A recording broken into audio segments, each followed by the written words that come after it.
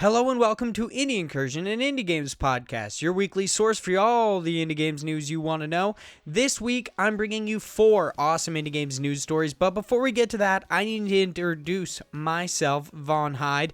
I am alongside nobody today. Sadly, the biggest of average Josh boys is among the stars, meaning he's in like Hollywood or something. He's in California. He's doing something for work to the point where, you know, he can't exactly just hop on the podcast and talk about indie games. So it is just me today. It's our first ever solo episode. And because of that, because of the absence of the biggest of average Josh boys, because I am so lazy, I will sadly not be including the random question and God bless the crowd segments of the podcast, just because mostly they are they're really based on the discussion around both the Kickstarters and our random questions. I can't necessarily answer people's random questions. I mean, I could have come up with some random questions and answered them, or reached out to people on Twitter and done it, but I feel like it's more about the discussion of these random questions. So instead, today, I want to just kind of cover the news. Make sure you guys get filled in with all the awesome indie games news. I've got 4 news stories for you today. Before we hop into News Cram, those 2 segments are completely the same, and this is more than likely going to be a shorter podcast because it is just me, and I'm pretty much just going to cover the news. I'm not even going to poke at the biggest of average Josh boys, but feel free to, tweet at him and say that I promised that if we can get a bunch of listens on this, we can get a bunch of followers on the @IndiePod Twitter. Pretty much if we can just kind of crowdsource, we get a large following of people to flood into our Twitter and start listening to the podcast, the biggest of average Josh boys will absolutely legally change his name to the biggest of average Josh boys. I mean, I'm not saying he told me that, but he definitely promised at some point in time in his life. He may have been dosed with some sort of drug, may have roofied him, but a promise is a promise, dude, and he's going to have to live up to it. So when he comes back, and if this podcast has reached a bunch of new ears and we've gotten a bunch of new followers, make sure to tweet at him and be like, hey, dude, I mean, when are you going to get this legally changed? It's a big deal and it needs to happen. So because I'm not doing a full podcast, because this is going to be kind of a smaller podcast, it's probably only going to be 30 minutes instead of just having this during this week. I actually did post a supplemental episode of the Indie Incursion podcast up on Wednesday. It's an interview with Alex Kissi Jr. He is an indie game developer of a game called Raya. It's coming out on iOS and Android on October 25th, I believe, possibly coming to consoles. We spoke about it in the interview. It's actually kind of interesting. During the interview, I had a section where we kind of lost connection and I could not hear him. Totally meant to delete it. Totally meant to do something about it. But I accidentally did not, and I left it in. So I listened to the podcast episodes anyway, but I started listening to that episode, and I was like, oh my God, I totally forgot to delete that, and thought it was going to be really, really egregious, or maybe I or he said something really weird during that section. But luckily, it is way less egregious than I thought it would be. On my end, it sounded like there was running water. So when I was at work listening to it, I was like, oh my God, like maybe he went pee. Maybe he went pee during the middle of our interview, and that's what I heard. But he did not. It was just some weird technical issues. So don't, you can listen to it. It's not weird at all. Well, I mean, it is, of course, because we lost connection. And I'm like, I can't hear you. And he's like, can you hear me now? It's kind of like those old Sprint commercials. But yeah, this is going to be a different kind of episode, but make sure you go and listen to that episode, and make sure you give Alex some love. He is an extremely, extremely nice man. He seems to just do everything he can for other people, and he does not have a whole lot of free time for himself, so make sure you give him some love. Let him know that his game looks cool, that he's a good guy, and just listen to the podcast in general. But let's talk about what I've been doing this week. So I got to tell you guys, I got to kind of ask you / tell you, have you ever taken a nap on the ground? So I'm not talking about like outside, because I'm not some sort of heathen or barbarian. Well, actually, I mean, I totally would, but I don't know. I'm kind of scared of dogs. I'm kind of scared of just the world in general, let alone the fact that there's a gigantic like fireball out in space that just burns my delicate skin while I'm walking to my car, let alone taking a nap outside. But I took a nap in my apartment. I laid down, took a little nap. It was like 40 minutes, And there's something, and I want to know if this happens to you guys as well, but there's something that'll happen whenever I take a nap on the ground, and it is that my neurotic brain immediately afterwards thinks that every tickle, every little prick, everything that's going on, like right now I'm itching my arm on my desk because I feel like there's bugs on me. And this is because I took a nap on the ground, so I feel like there are bugs just crawling all over me. I keep thinking about this news story I saw a while ago of a lady who thought she had water in her ear, but it ended up being a hobo spider. That is my nightmare. There are a few things I'm truly, truly terrified of. On the interview episode, our supplemental episode this week, I covered one of them, which is I'm afraid of people stealing my kneecaps. I'm not talking about just like random thievery. I'm talking about just like smashing my kneecaps. Like, I don't know, removing them somehow, all stemming from the human centipede. But I am also just not a big fan of spiders in your ear. When I was young, I was told that I think the average human eats about 8 spiders in their lifetime, and I have to tell you, that is probably the most crazy thing I've heard in my life. That's outrageous. It makes me want to throw up when I think about it. I don't want any spiders crawling up in my mouth. They got 8 legs. They got weird mouths, They look all creepy. They got like 20 million eyes. I'm just not a fan of that. You got 2 eyes or you got none. Well, that's not true. Most things on Earth have, 2 eyes or possibly more, but I'm just saying, dude, spiders are weird, and they just like make houses with their ass. Like, it's odd. I mean, I have some fun with feces stories today, but just pulling silk webs out your ass is just so weird. I don't really know what's up with that, but yeah, I feel like there are bugs on me. That's kind of what I wanted to say about this. But for what I'm playing this week, to give you guys a little bit of an update, really just a lot of WoW Classic, really diving deep into WoW Classic, trying to level up, getting into that grind. I'm really enjoying it. I really, really like it. Otherwise, my time has been spent doing the interview with Alex, or I have been watching a bunch of different stuff. I'm rewatching. I for some reason decided to rewatch like Sword Art Online because I'm a weirdo, and just decided that I needed to rewatch it because really that anime is good for a while. This might be like some sort of a hot take. Well, it's not really. It's just controversial in no way. I think Sword Art Online is a good anime. I think it's pretty good. I mean, it gets to some pretty creepy and uncomfortable places, that's for damn sure. Definitely during that second story arc with Asuna and that creepy-ass elf guy. But, I'm just not going to think about that. I just might skip those episodes. Nah, I can't really skip the episodes because, Kirito, like, throws a huge sword and it, like, impales that guy. So I gotta watch that part, but the rest of it's just really uncomfortable and creepy. But then there's like Gun Gale Online, that's pretty dope. The Excalibur arc and Zekken arcs are pretty good. So you know what? I decided to watch back through Sword Art Online again and just really get back into it because I'm just kind of on an isekai kick. I watched the majority of Log Horizon again. I didn't fall off. I just took a second to watch some other stuff. I watched all of Overlord again. Just kind of hopping into a bunch of different anime. I continue to watch certain animes every week, certain episodes each week. Like I'm keeping up with Black Clover. I've got like Ari Fuerta.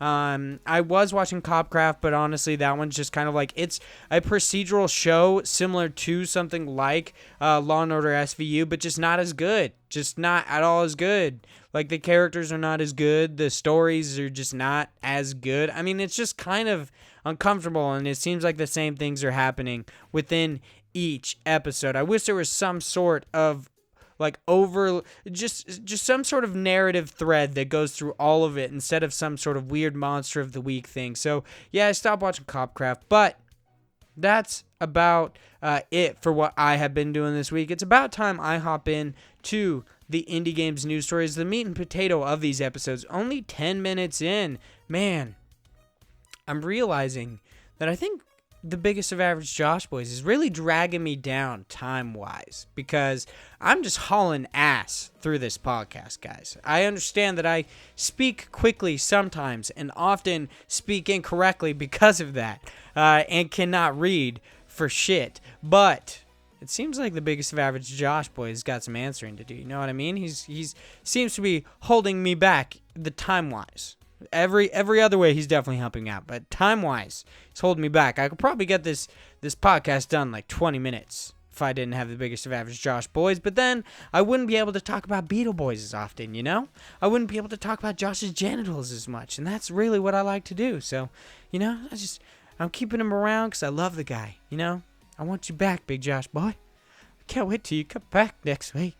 But the first of our Indie Games news stories is over on IGN. It is written by Matt Kim, and it is Untitled Goose Game began as a workplace Slack joke. The goose is finally loose. Untitled Goose Game was released today for Nintendo Switch and PC, and a tweet that seemingly depicts how the strange stealth game about a goose made its circulation. No, see, what am I even talking about? About a goose got made is circulating the internet. A tweet from 2016 by Michael McMaster, a developer on Untitled Goose Game, seemingly depicts a work Slack conversation that led to the creation of Untitled Goose Game. On August 10th, 2016, McMaster shared several screen captures from the House Slack. The conversation began when Stuart Gillespie Cook, I honestly don't really know how to say his name, messaged the group saying, "Let's make a game about this," and posted a picture of a goose. The chat quickly devolved into a long-length conversation about the pros and single con of geese. So, it's all just based on this weird inside joke about making a game about a goose, and then they went with it. House explained that the in-joke became a real game to The Guardian in 2018. "We don't have these geese experience." What are they even saying? "We don't have these geese experience. We're complete outsiders." House programmers, programmer Nico Disseldorp. Maybe. I honestly don't. I feel like Josh helps me a lot with the pronunciation of names. So just get ready for me to mess up everything even more. He said that at the time. To us, they might as well be a cartoon animal you don't actually even see in real life. It seems like IGN they reached out to House for context, but apparently they were not available. So the Untitled Goose Game is all stemmed from a weird joke about geese. Like they're just weird. Apparently people like the creases on their ankles. I mean, dude, geese look weird. Like, and geese have creepy little teeth on the inside of their mouths. They're like geese and swans. I'm honestly, I feel like, I mean, swans is like that weird ice cream for old people. Like, they're the people who give, like, food to old people. Actually, I recently found out that they do not just deliver food to old people. They deliver it to anybody who orders it, but for some reason, I've conflated it with only old people. I feel like at one point in time during my childhood, or just any time in my childhood when I would ever see the ice cream or just anything from Swans, it would be at an old person's house, like my grandma's, or I don't know, a weird neighbor that for some reason was giving me ice cream, you know? So yeah, for some reason Swans reminds me of old people. But speaking of the Untitled Goose Game and the creepy ass teeth, we've also got other stuff to talk about. This is over on GameSpot. It is written by Jeremy Winslow, and it is Untitled Goose Game dev explains the Epic Game Store exclusivity decision. While going Epic Game Store exclusive can be seen as a shock to some, the team behind Untitled Goose Game has explained why the puzzle stealth title went down that route. According to the developer House, taking Epic's offer of exclusivity was a very easy choice. Now I gotta take a a drink of, it's called bubbly, but I feel like it's actually just like knockoff LaCroix. And I know just every little white boy or white girl, it's just kind of that kind of a thing.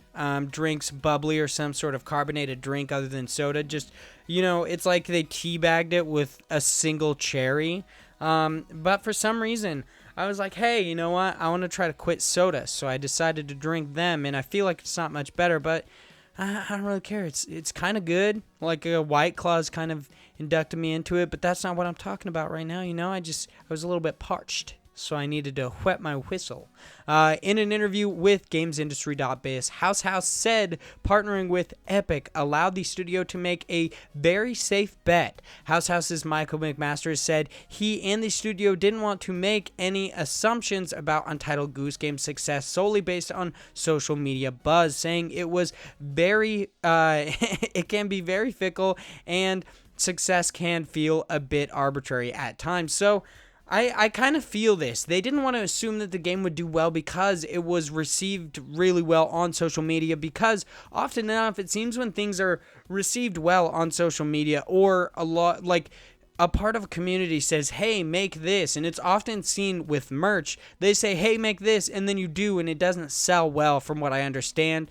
While speaking to Alex Kissi Jr., he actually spoke about the Kickstarter that he put up, and people often egged him on to make a Kickstarter for Raya, his game, and then it ended up like really not making anything. And that's kind of crazy. Like, people often say, and I'm no exception to this, but people often say they want something, and then when it comes to it, they're like, oh, you know what, I just don't have the money right now, which definitely makes sense. But it kind of sucks when they put all this time into it. So I understand why they went Epic, let alone just this safe bet. They wanted to make sure that they could actually develop this game. Now I got the burps because this bubbly dude, it's getting all like mixy, I don't know what that actually means. It's just bubbly up in my gut. I guess it's probably why it gets its name. With Epic's funding, McMaster concluded that the team was able to ensure continued sustainability for House, giving them the stability to go from part-time to full-time developers. It's no secret there's an incentive to partnering with Epic and release. I'm just going to say releasing with them, but that's not how it's written. It's just weird because it's a quote from McMaster. Being able to sustain our company was a pretty big deal. But though Untitled Goose Game is exclusive to the Epic Game Store on PC, the studio launched the quirky game on Nintendo Switch as well. In talking to GamesIndustry.biz, House Jacob Strasser, said the Switch fit the game's aesthetic, citing PlayStation and Xbox as a less good place to be an indie at the moment. McMaster added, but ultimately it was just that the Switch is nice and the game is nice, and we hope those two things combined can share that warmth or coziness. So I don't know about the landscape of PlayStation and Xbox. If it feels kind of tumultuous, it feels weird to be an indie developer there. I honestly kind of understand because of the seeming like overpopulation issue, the quality control issue. There's just so much there, and it's so hard to find everything, let alone, if I was PlayStation or Xbox, in my store, I would have a tag that are just indie games like you can on Steam. That is amazing. I love that feature on Steam. I think it's so awesome. The fact that they just have tags so you can look for exactly what you want outside of genre, because sadly on PS4 or on Xbox One, I believe, I'm not 100% sure, so this is just an unsubstantiated claim, and Big Josh Boy ain't here to stop me, so I'm just going to say it. I don't believe that they have it on the Xbox Game Store, so I wish they did, because it would be so much easier to find indie games, let alone the fact that, I would understand indie games being a little bit sour on PlayStation, especially when they, I believe, went on the record with GamesIndustry.biz and said they're kind of like pulling back their support of indies right now to instead focus on the AAA titles coming out, which absolutely makes sense because they're ahead of the game and they need to focus on that because that's what's going to sell the PS5. So I understand it. And I would ultimately say for indie game developers, dude, go to the Nintendo Switch. Apparently, they sell like hotcakes on the Nintendo Switch. Indie games sell so much on the Nintendo Switch. I believe Dead Cells specifically has sold millions of copies altogether, but a large portion of that is on the Nintendo Switch. So there's just so much. There's so many people that want to play your game on the Switch. So if you're going to bring it to any console, the Switch seems to be it. Either that or seemingly Apple Arcade right now, because a bunch of freaking games are coming to Apple Arcade. That's a little crazy. They got Sayonara Wild Hearts. A little bit later, we'll talk about Tangled Tower from the developers of Snipper Clips, which is on Apple Arcade. It's pretty crazy. But our next news story is over on Nintendo Life. It is written by Liam Doolin, and it is Koji Igarashi didn't expect the Switch version of Bloodstained to be as bad as it was at launch, which is kind of crazy because if I was to hear that from a developer, him to say, I didn't feel like it was going to be as bad, which he then elaborates in this article, but still, if you hear as bad, you'd think, hey, you know what? If you're going to say that you don't think this is going to be as bad, if you don't think this is going to be a quality port of this game, let's just delay it. Let's just take a little bit to fix it. I understand that the easiest way to really QA test your stuff is to actually just release it to millions of people to break it. But it's pretty crazy that you would release your game expecting it to be bad, but not too bad, you know? So let's get on to the article. Bloodstained Ritual of the Night on the Switch might have already received a number of patches, but the Switch version of the game is still a bit of a letdown compared to the other platforms. The visuals are watered down, the frame rate struggles, and load times can be overly long. If it wasn't already evident enough that the version is what I meant to say. I think I said virgin, if I'm being completely honest. But if that this version didn't live up to expectations, during a recent interview with Game Informer, developer Koji Igarashi revealed that he didn't expect the Nintendo Switch to be as bad as what it was when it launched. While my mouth is just so dry. I gotta take a drink again. It's very necessary. While there were concerns over hardware limitations, we didn't expect it to be as bad when it was released. Unfortunately, a number of problems occurred that we didn't foresee. With WayForward support, these issues are being addressed, and they are working hard to optimize the Switch version. Although there are some serious issues with the Switch version, Igarashi said he would still like to make Bloodstained a proper series and believes it is possible now that this latest game following what is happening right now. Believes it is possible now that this latest game following on from Bloodstained Curse of the Moon has been released without the backing of a big company. I guess that makes sense. It's just kind of weird to me reading it that way. It's also just because I can't read in general or just really bad at it. But I feel like let's just buckle down right now. Hold up on your future plans for your series. It's amazing that he's like, hey, Bloodstained can be a lot more than just what it is right now, and that's awesome, seriously. But just buckle down and fix this Switch version, which we have spoken about on the podcast. Has been said that they are putting significant resources. They are going to fix the Switch version, but let's just hold up on the succession talk. Let's hold up on the sequel talk until we fix what's currently out right now, I guess. I don't know why I feel like if it's possible, if there was enough talk about a sequel, they would just ditch the Switch version. It would just be bad. It would just be in limbo forever.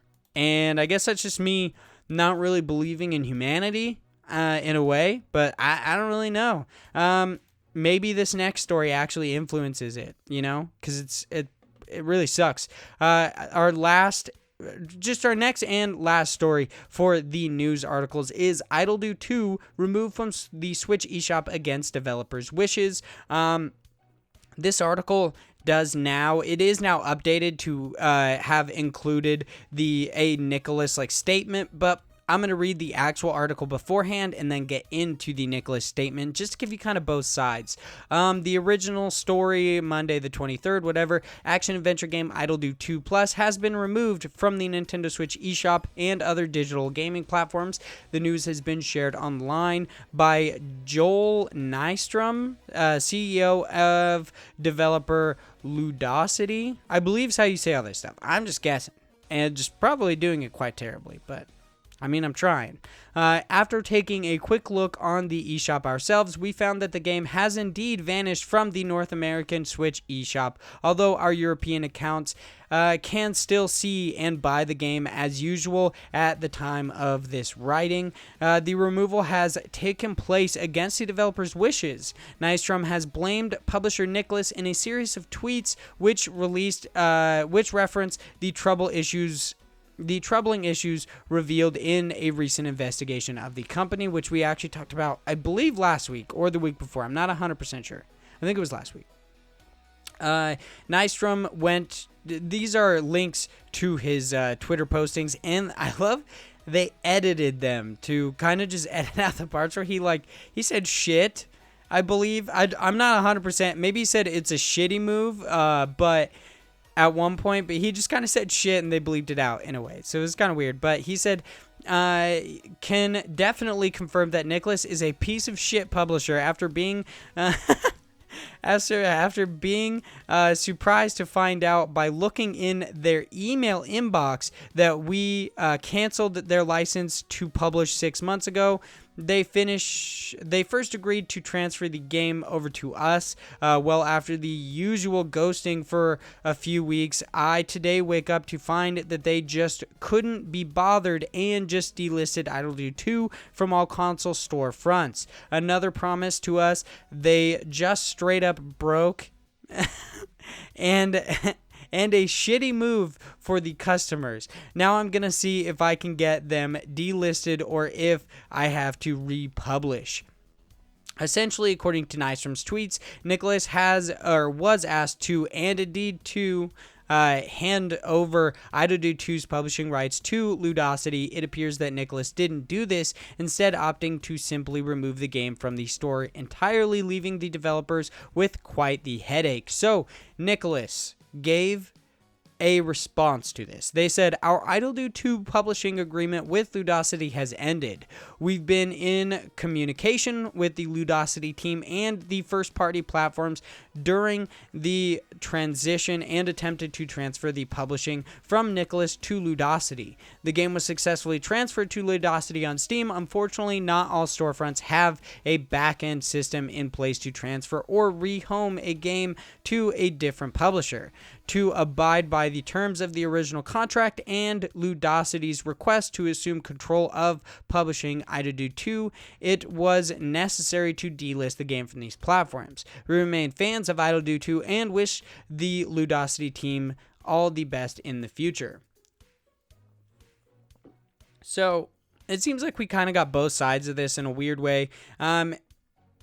I don't know. Nicholas seems to be falling back on some sort of technical issues. They're like, it's hard for us to do this because there is no back end. And then you've got the people from Ludosity saying that they reached out to them. They tried to get this figured out, got ghosted. They went through some of the same things that we saw or heard of during the news story from last week, from that Kotaku investigation where they talked about being ghosted and stuff like that, just not really having communication with Nicholas. So it sadly is just kind of a he said, she said. It's just, it's people saying things. I don't know if we'll ever actually get a guaranteed, just a guaranteed statement from both saying this is exactly what happened. I don't think they'll ever agree on exactly what happened here. It really sucks that this happened with Idle Do 2, but I'm just saying, dude, I've got a physical copy of Idle Do 2, and it's never going to be taken down, you know? I'm just going to always have it unless I sell it. So, physical copies for the win, you know?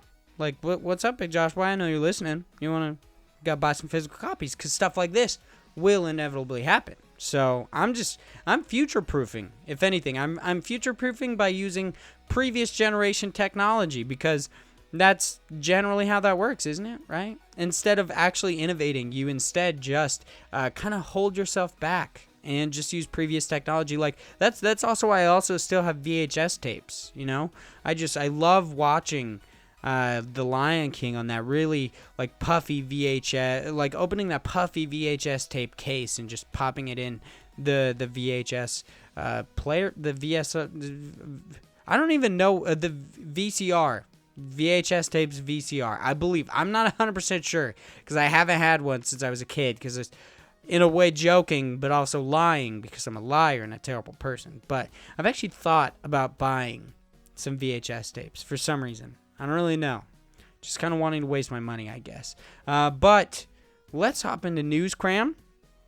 Let me get my voice ready for this, guys, because it's going to be intense right here. Cram, cram, cram, cram. Because I had to do it since Big Josh Boy isn't here. I feel like I have to fill his role as well. If anything, I should be talking to myself, giving actual, well thought out opinions instead of just rambling. But that's not what I'm going to do today. Instead, I'm just going to fill in for the really easy stuff that he does, because that's what I like to do. News Cram is our weekly wrap-up segment where we, the hosts of Indie Games and Indie Incursion and Indie Games Podcast, cram you full of all sorts of Indie Games news stories. This week we have a big goose egg for news stories in News Cram, but we will hop into some new stuff because we got a lot of new stuff to talk about. I feel like I should probably cut out all these times that I went to go drink something, but you know what? I don't think I'm going to, if I'm being honest. I'll probably forget, like I forgot to cut out that part of the interview anyway, so I'll probably just leave them in, Maybe it'll humanize me. I've been told that leaving that kind of stuff in humanizes the podcast, but I feel like I'm just naturally bad at reading and kind of obviously humanity. I'm obviously human because I'm such a flawed individual. I suck so much. So I'm obviously human, I'm not a demigod. I don't, one of my parents isn't a god. Poseidon isn't my dad. I don't know. My dad's name is Todd, so I don't know if that translates to Poseidon in any way. Maybe Zeus. That'd be cool. But first, in new stuff, we've got our first item in, I don't know why I did that twice. Our first item in new stuff this week has to do with some fun with feces. I told you I'd come back to it. Phenomena developers of the cult hit Katamari Damacy have finally given a release window on Wattam, a game they initially revealed back in 2015. Wattam will be releasing sometime this December. Sadly, that's all we've got from that. We just got that release window. It's gonna come out by the end of this year, seemingly in December, so that's cool. I mean, if you guys are excited about it, there's poop in it, I guess. I don't know. It's just what I've seen, so. Oh, I had to burp. Yep, that had to happen. Fans of the supernatural thriller Oxenfree rejoice. Developer Night School Studios has finally given a release date on their much anticipated follow-up. After Party will be releasing on October 29th for PlayStation 4, Xbox One, and PC/Mac through the Epic Games Store. According to IGN, there is a Switch port in the works, but there is sadly no news at this time. Megaquarium, the tycoon-esque aquarium builder, will be coming to the Nintendo Switch on October 18th. Twin stick shooter Big Drunk Satanic Massacre, also known as BDSM, is headed to the Nintendo Switch on October 10th. Indie game developer and publisher Team 17 have discounted a bunch of games on the Nintendo Switch eShop, including games like Overcooked, Yooka-Laylee, and My Time at Portia. Sadly, these deals won't last long, so make sure to snag some of these great indies before October 7th. SFB Games, the developers behind Snipper Clips, are releasing their latest title, Tangle Tower, on October 10th for Nintendo Switch and PC via Steam. I believe that it is already available through Apple Arcade, but I'm not 100% sure on that. Once again, just an substantiated claim, Unsubstantiated is actually what I'm trying to say, not substantiated. I don't even know what I actually said. So, we've got, by the time you are listening to this, you can pick up a party platforming game button up on the Nintendo Switch for $11.99. And lastly, we have some indie games coming to Xbox Game Pass this month, including Bloodstained Ritual of the Night, which I believe released on the 19th, and Bad North, which comes out on the 26th. So by the time you guys are listening to this, you should be able to get those guys on the Xbox Game Pass. That is all of the indie games news I have for you guys today. Like I said, I'm not going to go into God Bless the Crowd or the random questions, mostly because those are discussions. So to kind of make up for the lack of those segments and to make up for the really just abysmal 35-minute podcast that I'm about to deliver, make sure you go and listen to the, I believe, an hour and 12-minute interview I did with Alex Kissi Jr. He's a very nice guy. His game sounds really, really cool. It's called Raya. Make sure you keep an eye out for it on October 25th on iOS and Android. It looks really cool. He seems like a really cool guy. You can follow him on Twitter, I believe, at Alex Kissi Jr. He's a very nice guy. Make sure you check him out. You guys can, of course, follow the show outside of, the actual show at IndiePod on Twitter. You can follow me outside the show at Hyde Legion on Twitter. You can follow the big Josh boy at _Josh90. Make sure you tweet at him, letting him know that you came there specifically just because he legally is required now to change his name to the biggest of average Josh boys. I'm very interested to see if he does it. I mean, if not, dude, he's like, I promise you, he said this, that he would do it. So, I mean, at one point in time, he said it. I'm not saying he said it right now. He said it when he was completely, awake. He said it when he had full control of, his faculties. I'm not saying any of that. I'm just saying he did say it. So, make sure we hold him accountable over there on their Twitter at the _Josh90. Thank you guys so much for listening to this episode of Indie Incursion and Indie Games Podcast. I'm sorry it's so short. I'm sorry that I did not include God Bless the Crowd or random questions, but of course, like I said, it's going to be a shorter episode because it is just me. So thank you guys so much for listening to this episode, and I will see you guys next week. Net week? What does that even mean? I don't even know. I'll see you guys next week for a real and full episode of Indie Incursion and Indie Games Podcast. But until then, I don't know. I didn't really have anything to end that on.